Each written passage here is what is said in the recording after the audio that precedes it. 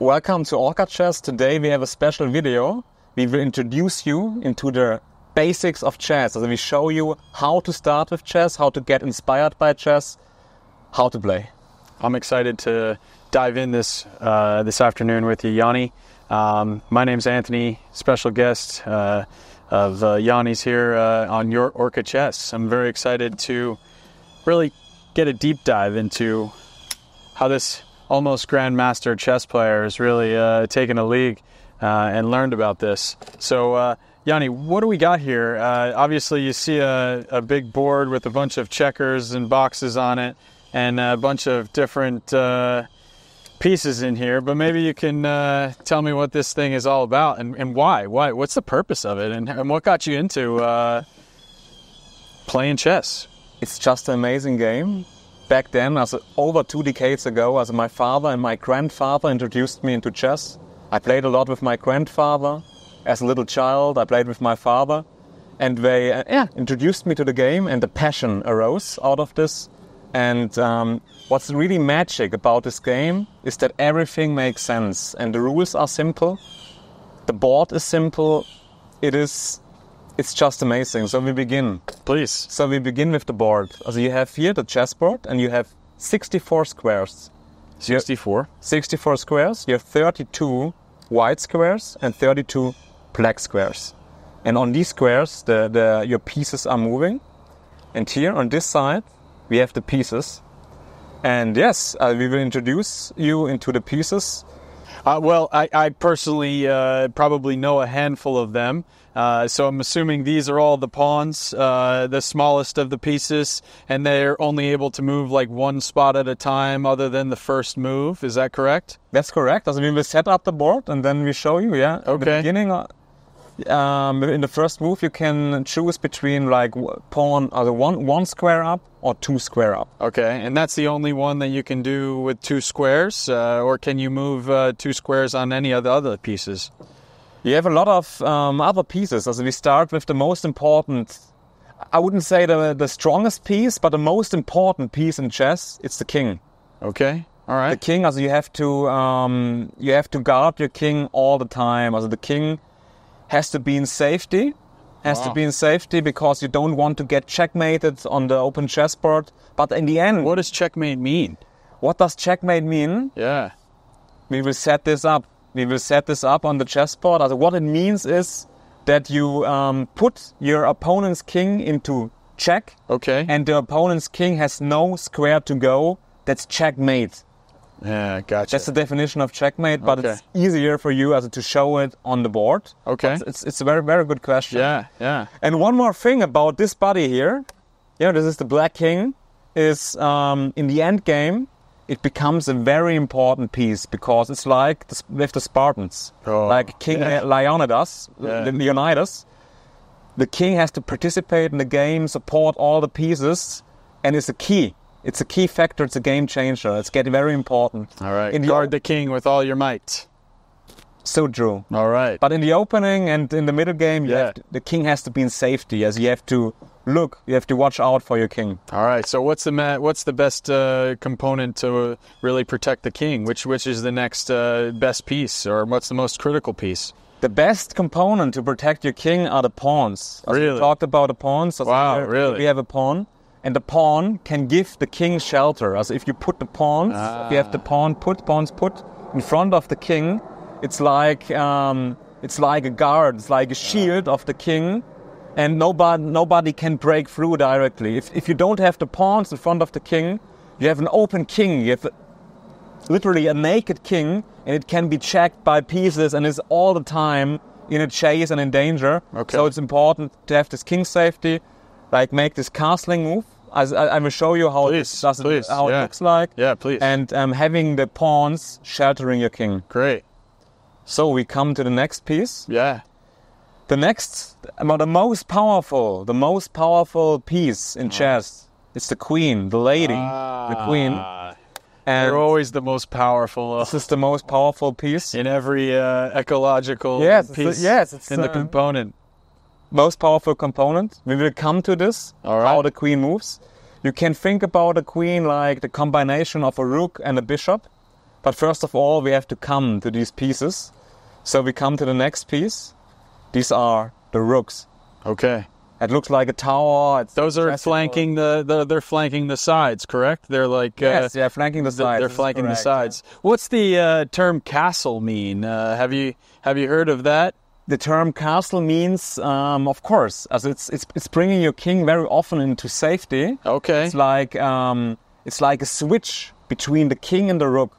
Like you switch. Really? So you take the outside piece of the rook and you slide it inside with the king sliding to the corner to protect itself. That's it. First of all, you slide with the king. Yeah. This is like little detail. Yeah. Slide with the king. Okay. And then whoop, the rook is sliding. Okay. Next to the king. Yeah. This is called castle. Ah. And you have two kinds of castling. That's really protecting the king. Yeah, it's really protecting the king. I will show it to you. And you have short castle. Okay. And long castle. Oh, I don't know about the long castle. I will show it to you. Oh, please. So what's next? The next piece, it's the knight. It looks like a horsey, like a horse. It's the knight. In my opinion, it's the most complicated piece, the most difficult piece to understand, because it's not like moving like the rook, horizontally or vertically. It's moving like an L. Ah, yes. Up 3/2. Yes. Yeah. Up 3/2. And we will look at it on the chessboard. Please, let's This is do that. a very tricky piece and a very important piece. So it sounds like that piece, your opponent can really take you on if you're not keeping an eye on their yeah, very tricky. piece. Tricky to anticipate. Also, what happens? They're jumping around. It's like you can easily get dazzled by these pieces. It's good to understand. All right. Understand the knight Let's get to it. especially in short time controls. So you have sometimes like blitz chess, bullet chess. Everything is running fast. Then knights become very tricky. There's one strong German grandmaster. He's called Vlastimil Hort. Okay. They say, and he said, knights are stronger than bishops in blitz. Wow. If you have not so much time to think about. Yeah. Wow. Next one is the bishop. Okay. The bishop is looking like this, and the bishop is going diagonally. And you have a black bishop and a white bishop, and of course the black bishop can only go diagonally on black squares, and the white bishop on white squares. Makes sense. Okay. So there's one reason also why you have this end game. If you have opposite colored bishops on the chessboard, that there's a very high drawing opportunity probability, because you can manage like a certain color of squares, and you can hold draws like with less material, like 1 pawn less or even 2 pawn less. Wow. So this is very important to understand, like the opposite colored bishops in the endgame. Wow. These are the pieces. So just to recap, we've got the king, which you protect in all its might. You've got the queen, who is obviously queen. Can master all the board. We've got our rooks. Yes, of course. Exterior components can get into some tips and tricks with the king to protect it. Can move vertically and horizontally. We've got our bishop crossing diagonally across the board. And then here's our knight, which can go 3 high, 2 wide. Hey, you're picking up the stuff pretty quick here. Yeah, amazing. I think once or twice, you get a hang of it, right? You do it. Awesome. Let's go into it and set up the chessboard. Let's do it. I'll take out the white pieces. So which piece goes first? Obviously, doing this, we have 2 colors. So how do you know who goes first? This is very important. We will set up the chessboard. First, white begins the game. Also, white makes the first move, black the second move. Ah, I picked the right color. You picked the right color, and yes, it's true. You have a tiny advantage because you have the first move, like the first mover advantage. All right. You want to flip it up? I flip it up. Whoop. So how do you know which side goes where? Or does it matter? It does matter. Also, this is like a rule of thumb. Okay. Also, it's very important all the time. As if you play chess, you have to the white square has to be in the right corner. I'm sitting here. Oh.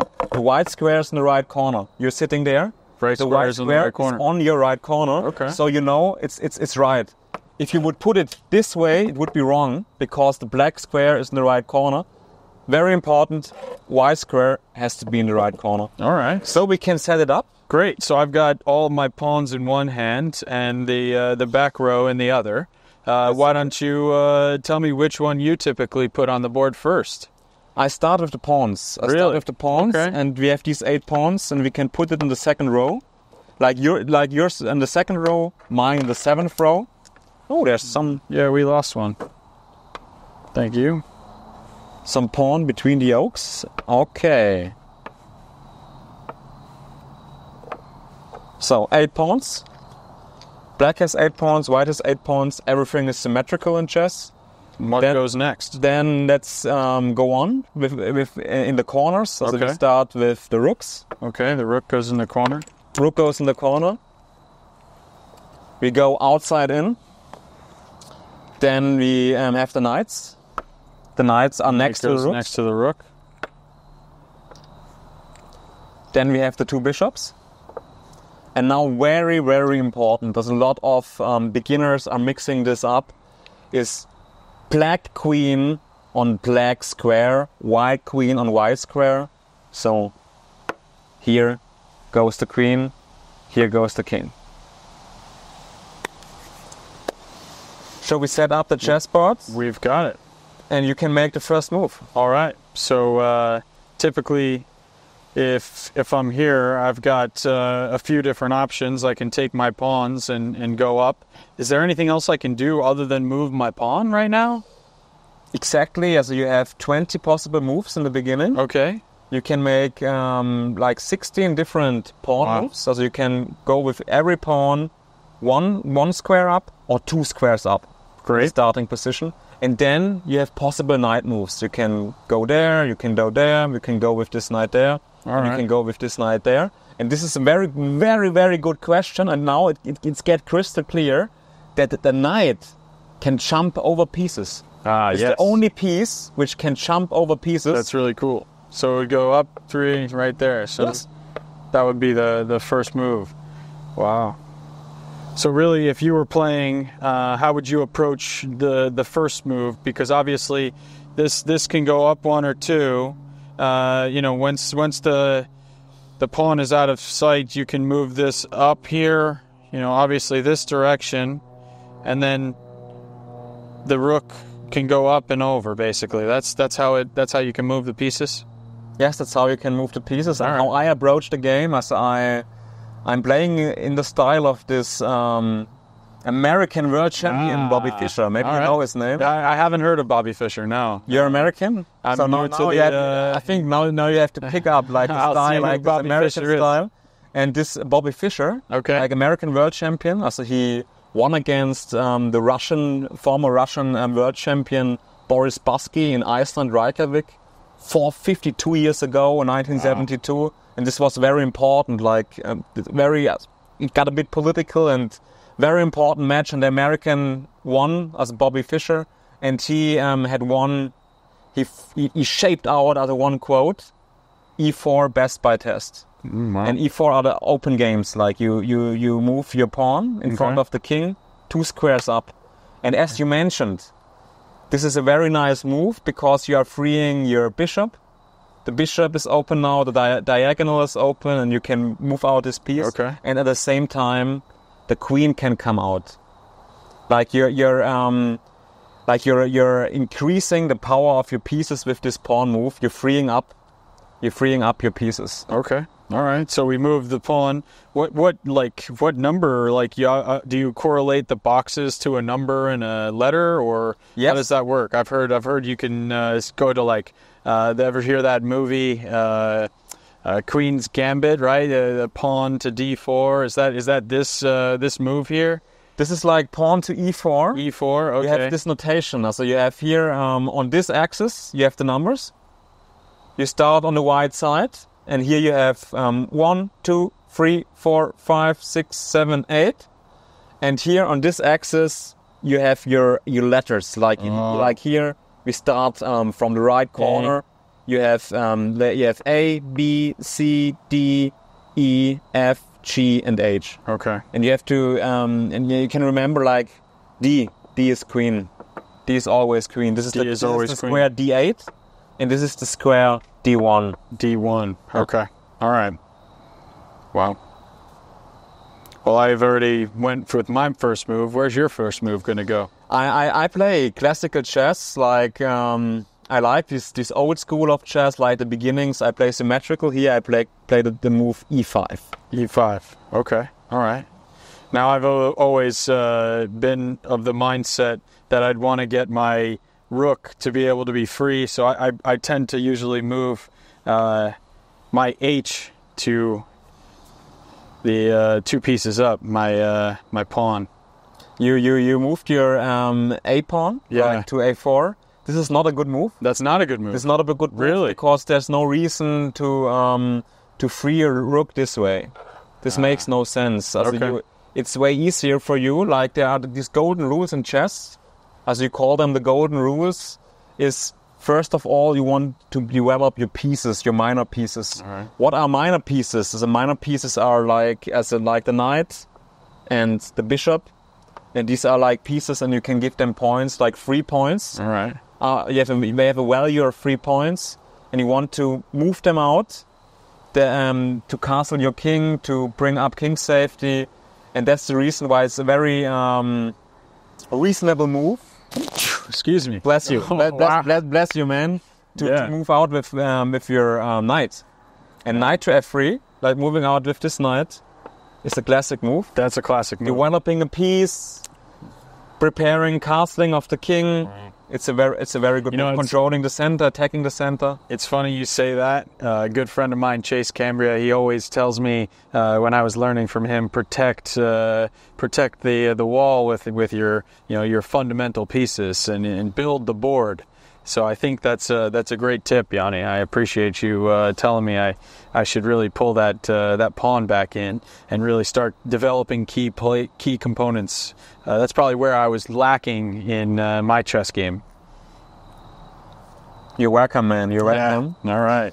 So after that, I'm moving here. Are you going to pretty much kind of mimic my game here? And no, I don't. I could mimic your game. Yeah. Like this is the Russian defense. It's like a Petrov defense. If I would mimic it, but I don't play it. You don't play it. I don't. It's a quite good defense, but it's like it's too symmetrical for my taste. Like a lot of pieces are exchanged.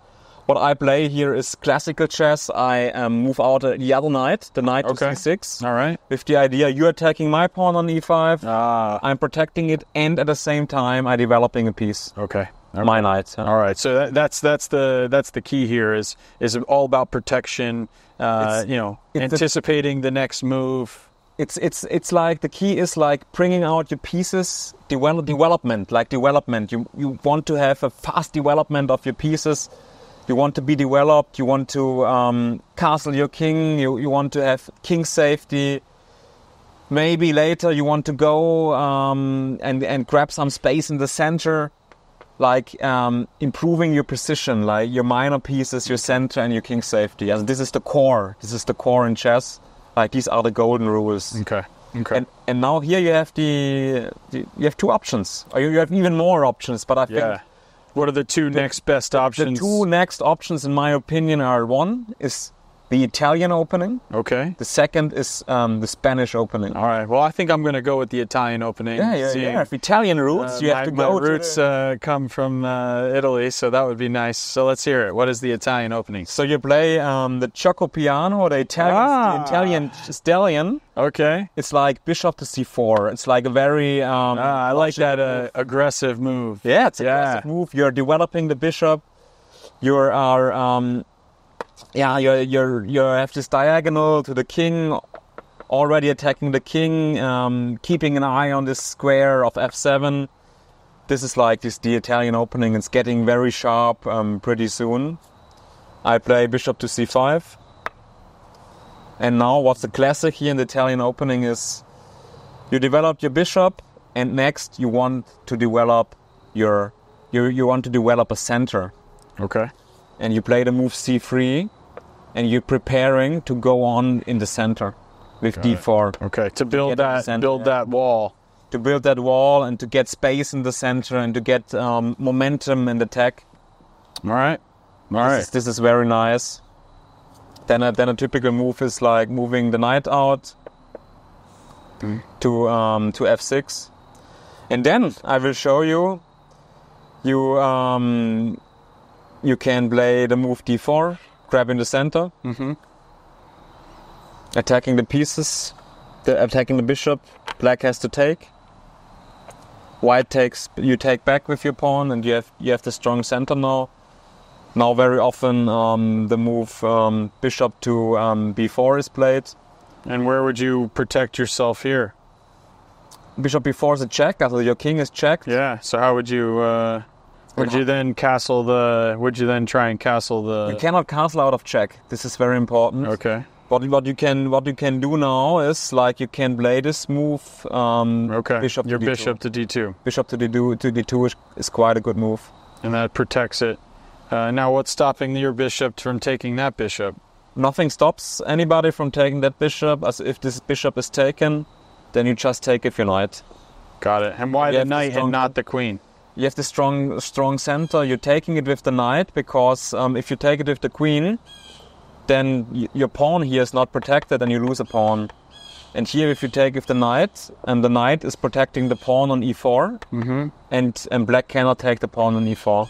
So your center is protected. So you have a strong center and it's protected. Makes sense. Yeah. This is the reason. So now that your bishop is gone, my bishop is gone, where do you position yourself on the board to attack? You mean black, or if you were in my shoes, how would you attack? Because right now it looks like we're just 1 for 1.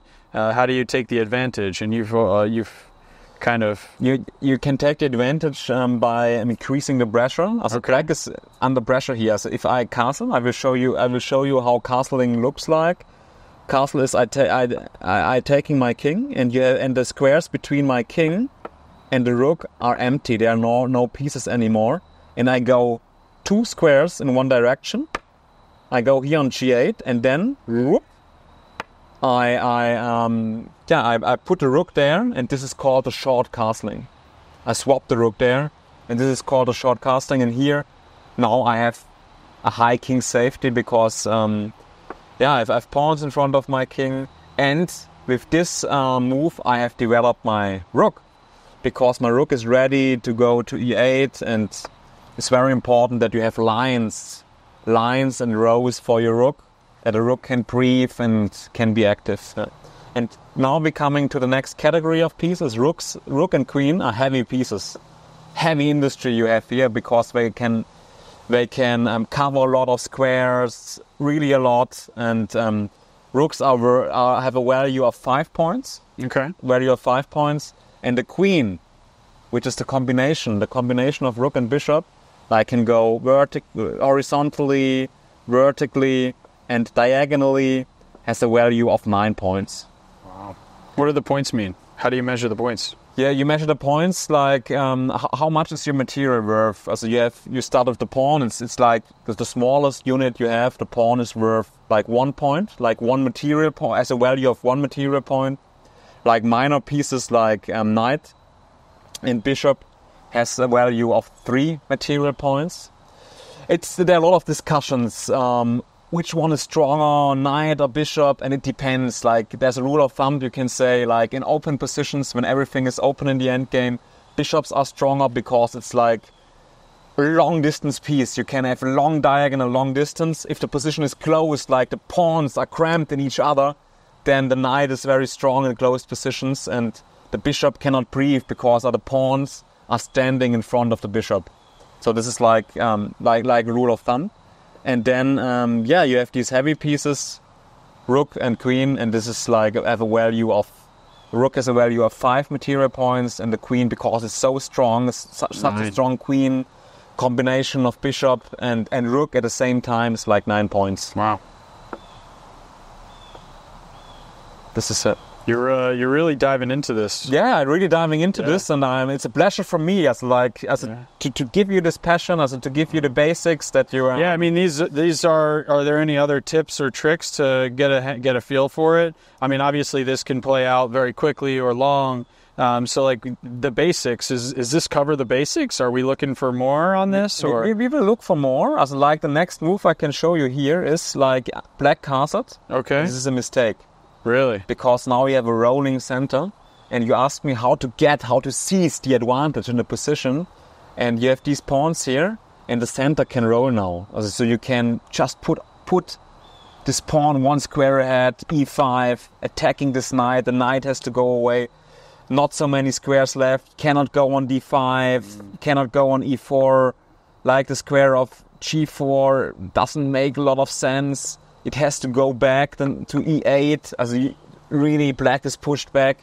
You have a lot of space, and white has a very, very strong attack here. You can increase the pressure, you can, like an example I can give you, like you put a queen here, you put the queen here on e2, try to bring the queen closer to the king. It's very difficult for black to react. Let's do like a move like h6 to like a prophylaxis move to take away the square g5 for the knight, and then you can go on different side castling. Like you ask me, what's the long castling in chess? And long castling is like you castle on the queen side. Oh wow! This side is the king side. Okay. This side is the king side. This side is the queen side. Where if you castle the other way, the position is spicing up. You castle long side. It's always the same. You're going 2 steps with your king that is empty between king and rook, and you didn't have moved your king before. This is important. Then you have the right to castle. Okay. And you cannot castle through attacked squares by your opponent pieces, and it has to be empty. This is very important. And now, like the short castling, you go just on the queen side, on this side, this queen side, this king side, 2 squares. Okay. And then you swap the rook, the white rook, on d1 in this case. And now you have opposite side castling. And it's very sharp because your king is here, black king is here, and you can put all your power, all your stuff on this king. You can bam, bam, bam, bring the pawns, breaking in the position, cracking open the king, and it's getting very sharp, very spicy, very dangerous. Wow. And every tempo, every move counts here in this position is a very sharp position. And with your strong center, you're ahead in the development, you have to go. You have to go for the attack. On the attack here. Now, do you start keeping some of these key components over here and leave them be, and start to shift this side of the board up? Yes. Is that what you're thinking? Your king is here. Your king is on the queen side, so you can put everything. You can put everything in attack. You can open all the pawns, and you can use your pawns, like putting the pawns towards the king, to break into to crack the king open, to start an attack, and try to make this king naked, and bring all your stuff, all your pieces to the king, with one idea. What is the final goal of a chess game? What do you want? Checkmate. Checkmate. Checkmate. This is it. Wow. That was great. I loved all of it. I think after hearing how the components of the pieces of the work, some of the key factors in getting them around the board, obviously the short castling and the long castling are really, some of the good moves that most beginners probably don't know how to do. And I think that was great because I didn't know a queen's castle either. Queenside, I had no idea about a queenside castle. And Yanni was able to explain that really well. And I think for a beginner playing chess, the components, every piece that they're able to perform on the board is really crucial, because if you don't understand one piece, it's going to foul your whole game up. But thanks for explaining everything. I think I've got a good newfound knowledge of how to play, really beginner chess, and really just advance my skills and just continue to keep playing and practicing and getting a little better feel for some of the tips and tricks. So appreciate your videos and all that you do for the chess community, and I look forward to these new opportunities that have arose in the chess tournaments and excelling in those. And I'm pretty sure that you're going to really keep this at the core fundamental, your passion behind chess, and really pushing and driving your industry even more to the next level. Keep going, keep crushing. I keep on rolling, I keep on crushing. It's a pleasure also to inspire you with chess, to show you the passion, to show you the basic rules. So one day, as you're here, as we are now here in New Jersey, you're sitting on a bonfire and playing the guitar, and then putting out a chessboard, playing a chessboard, getting a bit philosophical, drinking a glass of wine. Would you like to recap us what you've learned? Well, I mean, number one, I learned the queenside castle. That's good. I like that. The kingside castle, it's okay. I would think the queenside is more appropriate to our evolutionary lives. We were talking about that earlier.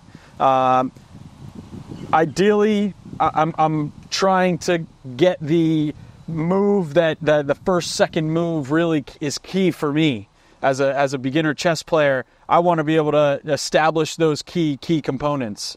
And so finding out which ones to move first would really benefit a beginner. In my experience, I always kind of moved the wrong pawns, and I would start moving the pawns out, not realizing that my bishops should start to really expand and get to those positions across the board, and ultimately shifting and protecting the king. I think that's what I learned most, is to really establish key players, protect the king, and just really develop those next moves to attack, protect. Really establish the key line, and then use all your might to attack. So that's so true. Also, you figured it out. These are the golden rules of chess. I just need to practice and play them all. Yeah, you need to have practice. Well, aren't we going to New York City? And yeah, we are going to New York City. We're going to Washington Square Park, and we will practice there together. Yes. Why don't we do that? Maybe we could find someone else who's never played the game chess. You can teach them how to play too. It's a pleasure for me. Wonderful. Well, thanks for joining us, and we'll see you again soon. Maybe OrcaChess here has a closing remark. It's just a pleasure to sit here in the garden. As you see behind us, like this blue tree, blue spruce tree, and sitting here with Tony, and he's so keen into chess. I spent the whole day with him, and now we make it happen, and I just love it. Also to share my knowledge, share my passion, and show you the game. Thank you. I looked forward to this. Awesome.